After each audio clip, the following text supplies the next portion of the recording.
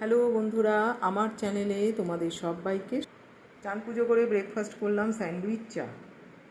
আমের আচার করব, তো আমটাকে নুন হলুদ মাখিয়ে এখন শুকোতে দিয়েছি। লাঞ্চ করলাম ভেজ লাঞ্চ। আমার মেয়ে এখন রয়েছে প্যারিসে। এরা হোটেলে এসে ফ্রেশ হয়ে এখন খাওয়া দাওয়া করে নিচ্ছে, তারপর আবার বেরোবে।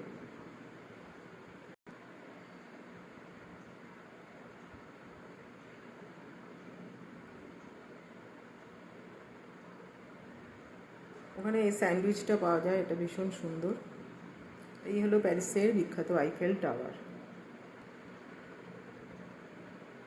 সেই বিখ্যাত গান ইভিনিং ইন প্যারিস